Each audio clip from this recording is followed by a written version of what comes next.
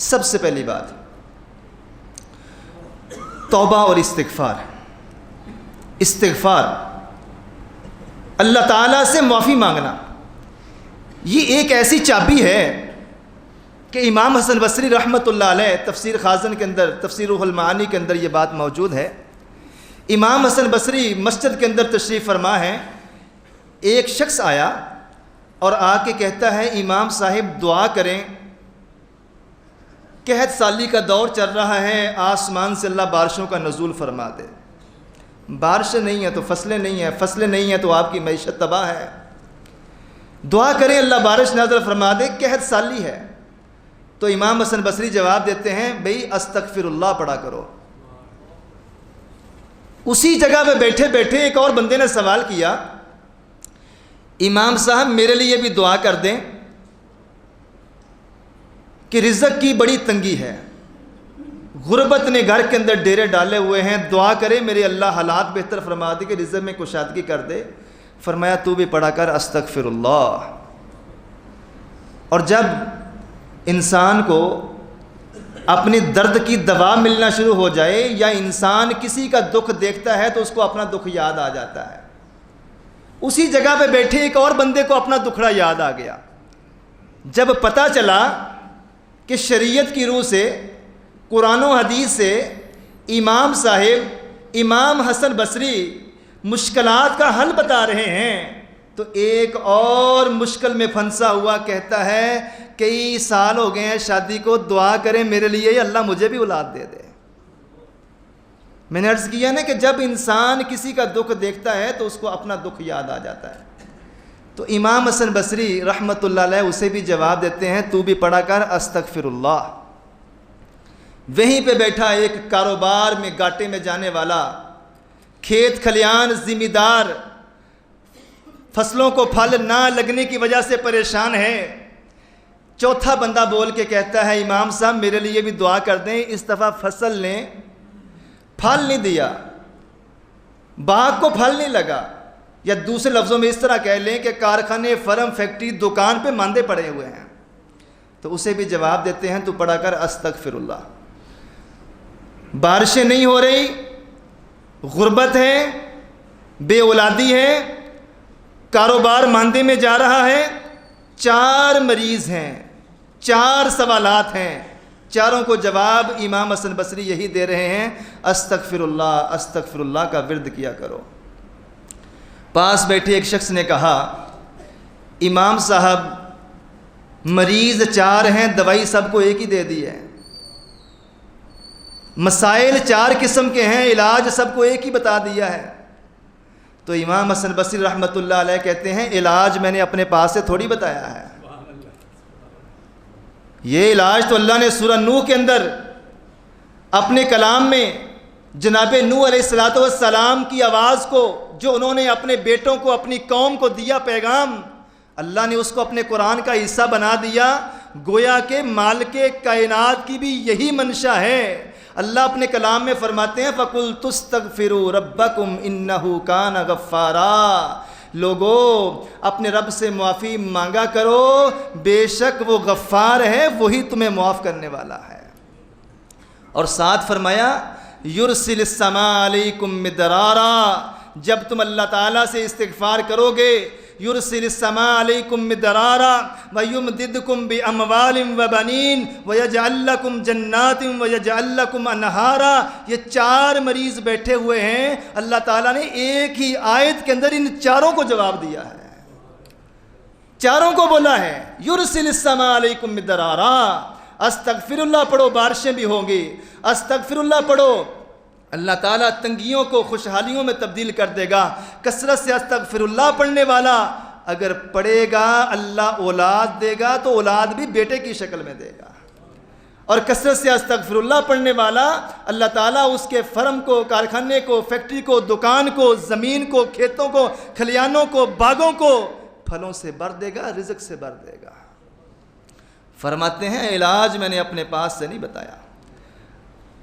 استغفار، استغفر اللہ، اے اللہ مجھے معاف فرما دے، یہ ایسا زبردست جملہ ہے.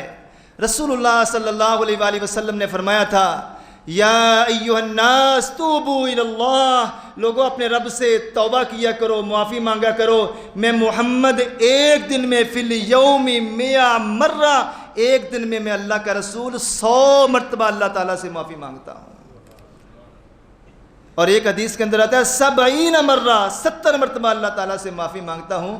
سیدنا ابو ہریرہ رضی اللہ تعالیٰ عنہ فرماتے ہیں ایک مرتبہ مسجد نبوی کے اندر بیٹھے ہوئے ہم نے نوٹ کیا رسول اللہ صلی اللہ علیہ وآلہ وسلم استغفر اللہ و اتوب الیہ پڑھ رہے ہیں. ہم نے نوٹ کیا کہ 100 مرتبہ میرے نبی نے ایک ہی جگہ پہ بیٹھے بیٹھے یہ ذکر کیا.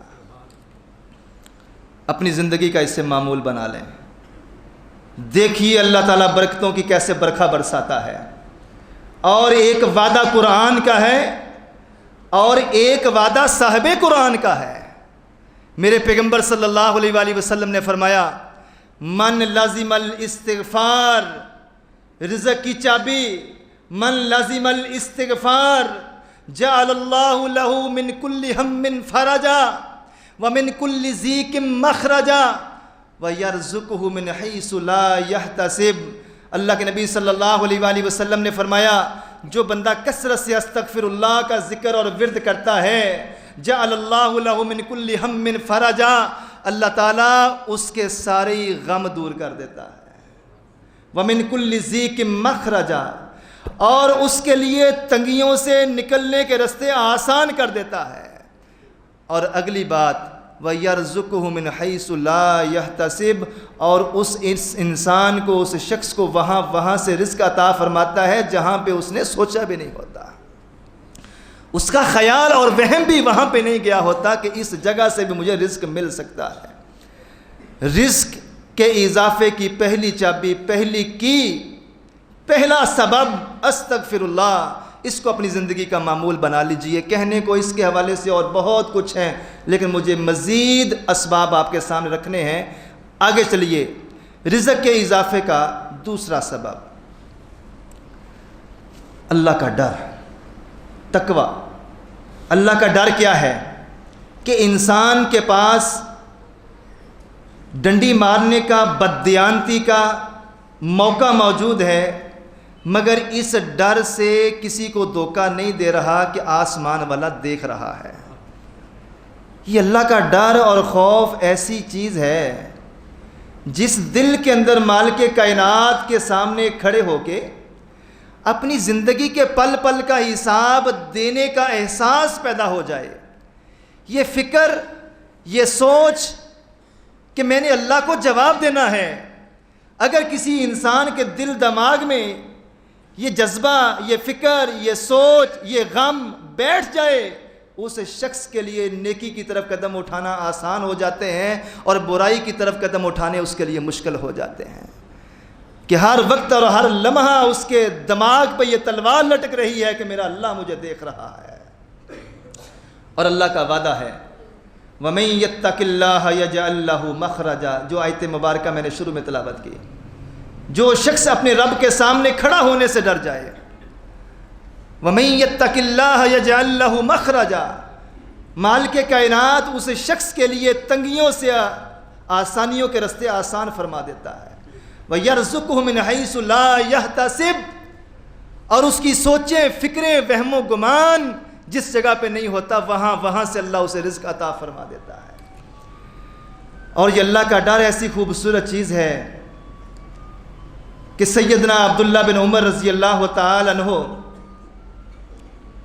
ان کی عادت تھی کہ اکیلے بیٹھ کے کھانا نہیں تھے کھاتے.